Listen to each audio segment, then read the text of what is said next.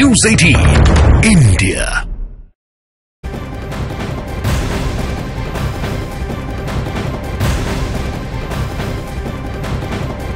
और बड़ी खबर, गुजरात में तीन जनसभाओं को संबोधित करने के बाद प्रधानमंत्री नरेंद्र मोदी वाराणसी पहुंचने वाले हैं। वाराणसी में मोदी 18 घंटे तक रहने वाले हैं। इन 18 घंटों में मोदी सड़कों पर 60 किलोमीटर का सफर करेंगे। वाराणसी में पीएम मोदी के दौरे को लेकर तैयारियां पूरी हो चुकी हैं। पल पल उनके आने का इंतजार हो रहा है। लोग चौराहों पर मोदी के स्वागत के लिए जमा हैं। बस पीएम मोदी के अब आने का इंतजार है। और प्रधानमंत्री नरेंद्र मोदी गुरुवार को गुजरात के दौरे पर रहे, जहां उन्होंने एक के बाद एक 3 जनसभाओं को संबोधित किया। इस दौरान उन्होंने कांग्रेस पर जमकर हमला बोला। पीएम मोदी ने कहा, आपने देखा है कि कांग्रेस के लोग कैसे मोदी की जाति को गाली देते हैं। वो भूल जाते हैं कि जितनी गाली देंगे 400 सीटों का संकल्प मजबूत होता जाएगा। मोदी यही नहीं रुके। उन्होंने कहा कि कांग्रेस के पास देश के भविष्य के लिए मोदी को गाली देने के अलावा कोई एजेंडा नहीं है। नरेंद्र मोदी के इस बयान को राहुल गांधी के जाति वाले बयान पर पलटवार के तौर पर देखा जा रहा है।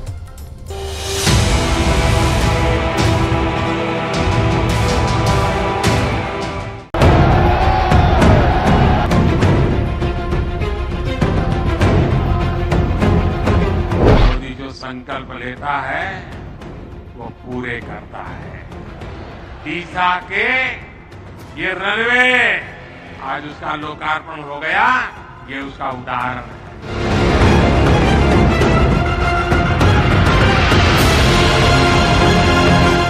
कैसे कांग्रेस के लोग मोदी की जाति को भी गाली देते हैं, लेकिन कांग्रेस वाले भूल जाते हैं कि जितनी गाली देंगे 400 पार का संकल्प उतना ही मजबूत है।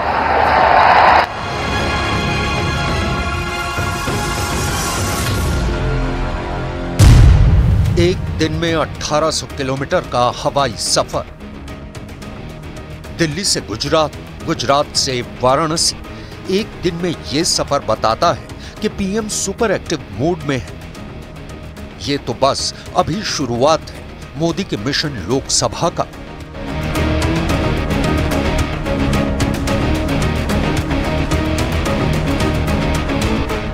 साथियों, आपने देखा है कि कैसे कांग्रेस के लोग मोदी की जाति को भी गाली देते हैं, लेकिन कांग्रेस वाले भूल जाते हैं कि जितनी गाली देंगे 400 पार का संकल्प उतना ही मजबूत है। ये जितना कीचड़ फेंकेंगे 370 कमल उतने ही शान से खिलेंगे। नरेंद्र मोदी के लक्ष्य 400 का ये ट्रेलर है। ये 370 सीटों पर कमल खिलाने वाले अभियान का शुरुआती चरण है। 100 दिनों में 400 सीटों पर जीत का टारगेट ऐसे ही अचीव नहीं होने वाला। इसके लिए लोगों से सीधा संवाद करना है, धुआंधार यात्राएं करनी है। इसे प्रधानमंत्री नरेंद्र मोदी कैसे करने वाले हैं, किस मोड में करने वाले हैं, इसे पीएम मोदी के अगले 3 दिन के तय कार्यक्रम से समझ सकते हैं। 22 फरवरी को गुजरात में अहमदाबाद के बाद मेहसाणा, उसके बाद नवसारी में जनसभा, फिर काकरापार में परमाणु ऊर्जा परियोजना स्थल का निरीक्षण और फिर गुजरात से वाराणसी का दौरा। 23 फरवरी को वाराणसी में 4 से अधिक कार्यक्रम में शामिल होंगे। 24 फरवरी को मोदी फिर से गुजरात के दौरे पर रहेंगे। 24 फरवरी को गुजरात की सभी विधानसभाओं में प्रधानमंत्री नरेंद्र मोदी का वर्चुअली संवाद होगा। फिर 24 फरवरी को ही जामनगर जाएंगे। उनके रात 9:25 पर जामनगर पहुंचने का अनुमान है। 25 फरवरी को पीएम मोदी सौराष्ट्र को करोड़ों की योजना की सौगात देंगे। 25 फरवरी की सुबह मोदी बेट द्वारका मंदिर में दर्शन करेंगे। इसके बाद पीएम मोदी सुबह 8:25 पर सिग्नेचर ब्रिज का उद्घाटन करेंगे। 25 फरवरी को ही द्वारका में एक सार्वजनिक बैठक करेंगे। 25 फरवरी को दोपहर करीब 3:30 बजे पीएम मोदी एम्स राजकोट पहुंचेंगे। 25 फरवरी को पीएम मोदी राजकोट में ही रेस कोर्स ग्राउंड में जनसभा और अटल सरोवर का उद्घाटन भी करेंगे। मोदी जो संकल्प लेता है वो पूरे करता है। डीसा के ये रनवे आज उसका लोकार्पण हो गया, ये उसका उदाहरण है। और यही तो है मोदी की गारंटी। 22 फरवरी को पीएम मोदी ने अपने दौरे की शुरुआत गुजरात से की। अहमदाबाद के नरेंद्र मोदी स्टेडियम में लाखों किसानों के बीच पीएम ने गुजरात सहकारी दुग्ध विपणन महासंघ के गोल्डन जुबली समारोह को संबोधित किया।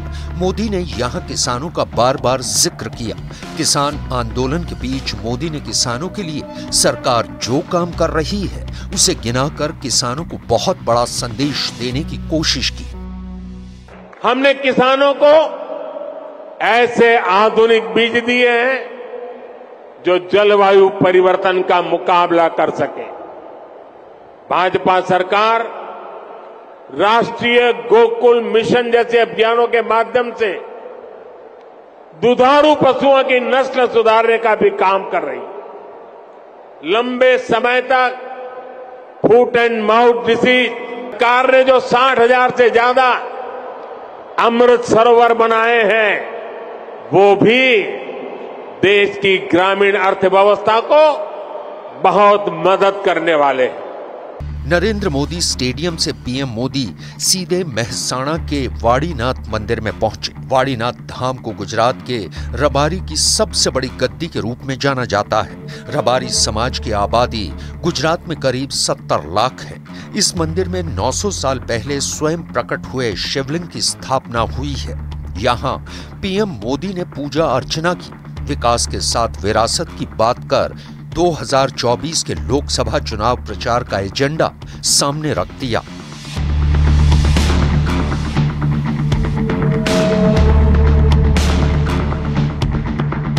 विकास और विरासत, उसके बीच टकराव पैदा किया गया, दुश्मनी बना दी।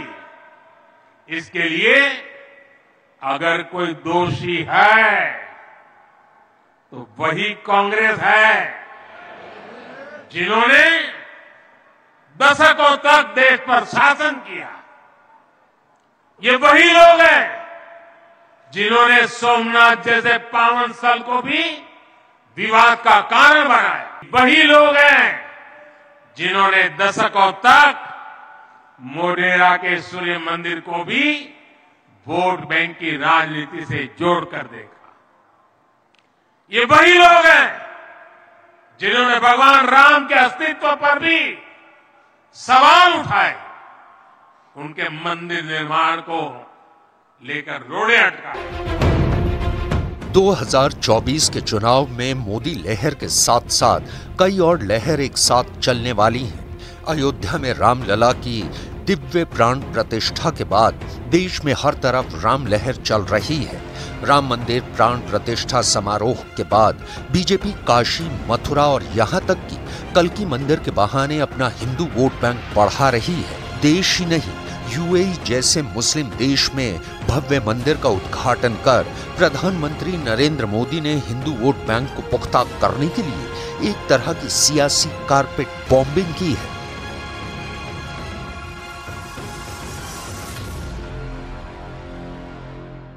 आज से ठीक 1 महीना पहले 22 जनवरी को अयोध्या में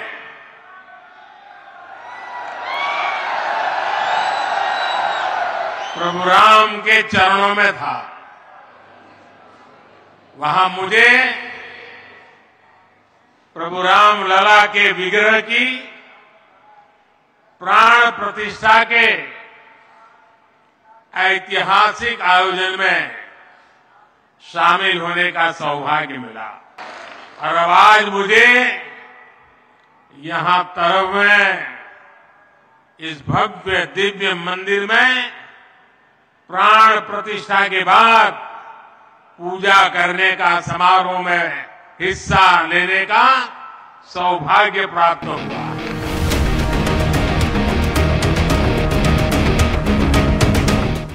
22 से 25 फरवरी तक प्रधानमंत्री नरेंद्र मोदी गुजरात और यूपी में दर्जनों कार्यक्रमों में हिस्सा लेने वाले हैं। लोकसभा चुनाव के अंक गणित पर नजर डालें तो यूपी और गुजरात बीजेपी को बम्पर जीत की सौगात देते रहे हैं।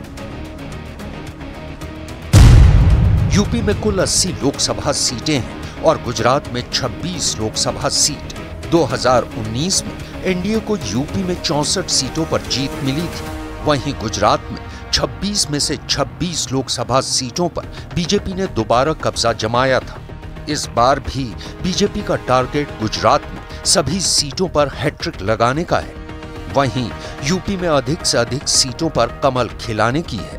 दुर्भाग्य से आजाद भारत में लंबे समय तक विकास और विरासत, उसके बीच टकराव पैदा किया गया, दुश्मनी बना दी। इसके लिए अगर कोई दोषी है तो वही कांग्रेस है, जिन्होंने दशकों तक देश पर शासन किया। 80 लोकसभा सीटों वाले यूपी में बीजेपी को अब कांग्रेस और समाजवादी पार्टी के गठबंधन से लड़ना है। कहना गलत नहीं होगा कि यूपी की चुनावी जंग इस बार सीधे सीधे 80-20 वाली होने जा रही है।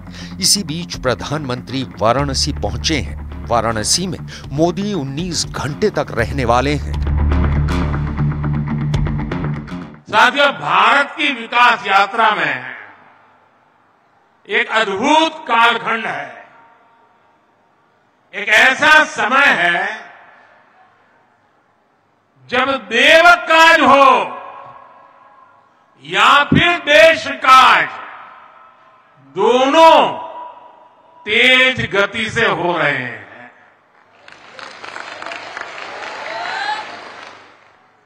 देव सेवा भी हो रही है, देश सेवा भी हो रही है।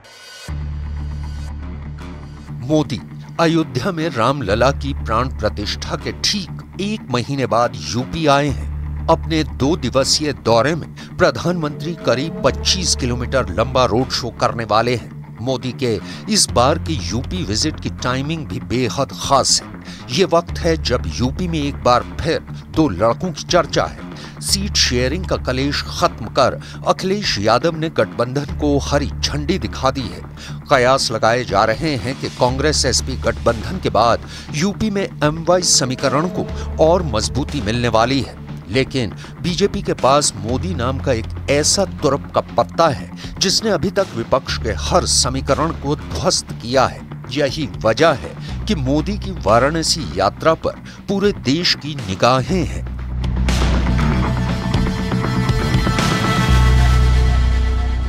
क्या भारत